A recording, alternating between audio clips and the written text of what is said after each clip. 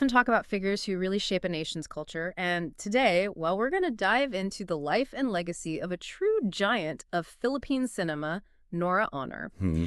Sadly, she passed away just this last Wednesday. She was 71. And we've got this detailed CNN report that really maps out her incredible journey. It's quite a story. It really is. So our goal here, our mission for this deep dive, is to kind of unpack that, go beyond just the headlines, and really try to understand the impact she had on film, on TV, really on the Philippines itself. Yet reading through the CNN report, you immediately get a sense of just how huge her influence was. Yeah. It wasn't just, the number of movies. Right. It was something deeper, that connection she built. Absolutely.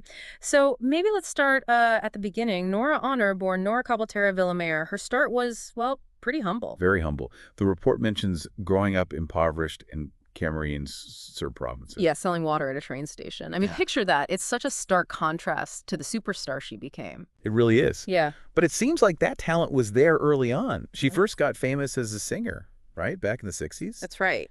And, that's key. That singing career wasn't just a stepping stone. It built that initial bond with the public. That makes sense. And I think that ability to convey emotion through song probably, well, it likely really informed her acting later on. Yeah. Gave her a foundation maybe others didn't have. That's a great point. And then, wow, this transition into acting. An incredible career spanning, what, 7 decades? 7 decades is amazing. The report lists over 200 credits. Film and TV. Just think about that number. 200. Right. That's a massive body of work. And not just any roles, right? A lot of these are genuine classics of Philippine cinema. They mention Tatlong Tongmalong Dios from 76. 3 Years Without God. Powerful title. Isn't it? Then Bulaklak sa City Jail, Flowers of the City Jail in 84. And of course, the Floor Contemplation Story in 1995. That one really hit hard, didn't it? Oh, absolutely. It got international attention, focusing on the struggles of a Filipina domestic worker. So raw, so important. These weren't just, fluffy entertainment pieces. They often tackled really significant social themes. What was it about her performances in those kinds of roles, do you think? Well, I think it boils down to authenticity. Even just reading the summary in the CNN report, you get a sense she could embody the real struggles, the triumphs, of ordinary Filipinos. Yeah. In films like Bulaklak sa City Jail or Floor Contemplation, it felt like she wasn't just playing a part. She was like channeling those experiences, giving voice to people often unheard. Bringing the marginalized to the forefront. Exactly, in a way that felt so real, so moving. That connection to the Filipino experience specifically, that must be why she was so beloved. And the awards certainly followed that dedication. She pretty much swept the Philippine Best Actress Awards for Andrea Paano ba ang Magaging Isang Ina in 1990. Andrea, what is it like to be a mother? Even the title suggests that emotional depth. Right. And then getting international recognition, Best Actress at the Asian Film Awards for Thy Womb in 2012, that really speaks volumes about her talent crossing borders. Definitely shows the universal appeal. And she kept working, didn't she? Right up until recently. Manambal, the healer, just last year, and an appearance in a TV series, too. That's real dedication. It really is, that kind of longevity. It suggests a fearlessness, too, tackling all sorts of different characters and stories over such a long time. Fearless is a good word for it. And the fact that she was still in demand, what does that tell you about her connection with the audience after all those years? It has to be this deep, really lasting bond. Like she was almost part of the family for so many people there. That kind of career isn't just talent, it's connection. And finally, that connection got the ultimate recognition. National Artist for Film and Broadcast Arts in 2022.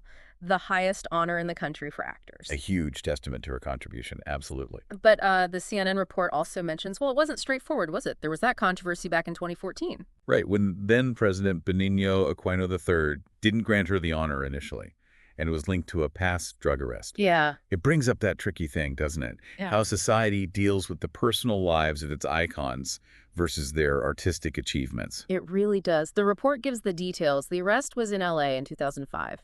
Her lawyer apparently said a pipe was found in a bag. She didn't pack herself. She was traveling with assistants. Okay. The charges were dropped in 2007 after she finished a diversion program. But it just shows the intense spotlight, how past issues, even resolved ones, can stick around. It's a stark reminder that even these huge figures are human. They face challenges. But the fact she did eventually receive the National Artist Award, Yeah, later on. it suggests that, in the end, the sheer weight of her artistic legacy was seen as more significant by the nation. Hmm. It speaks to the power of her work, I think. Definitely. And you see that power reflected in the personal tributes now. The report quotes her daughter, Lot de Leon, who's also an actor, on Instagram, talking about her mother's unmatched talent, grace, and passion, and a legacy that will never fade. You really feel the personal loss there. You do. It grounds the whole story, doesn't it? Yeah. Behind the icon, there was a mother. Exactly. The report mentions Lot is one of her children, and funeral plans are pending. It adds that very human layer. And it mentions her marriage to Christopher de Leon, another actor from 75 to 96. Mm-hmm. And she's survived by their kids, Lot, Ian, Matet, Kiko, and Kenneth. Gives you a little glimpse into that life off screen. Right. So as we kind of wrap up this look based on the CNN report, what are the main takeaways for you? What really stands out about Nora Aunor's story? Well, first, it's that incredible journey, from poverty to becoming this national symbol. That's always powerful. Definitely inspiring. Second, just the sheer scale and importance of her contribution to Philippine film. The volume, the awards, the iconic roles in films that really mattered culturally. Undeniable impact. And third, I think, is that eventual recognition as national artist. Even with the earlier bumps in the road, it confirms how lasting and vital her artistic legacy truly is. That sums it up well, and it really makes you think, doesn't it, about how artists like her actually shape how a nation sees itself. Mm-hmm.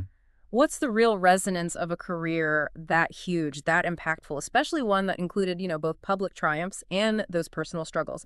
Maybe for everyone listening, it's a good time to explore some of her films. That's a great idea. Yeah, to really see firsthand that talent, that grace, that passion that made Nora Aunor such a giant of Philippine cinema.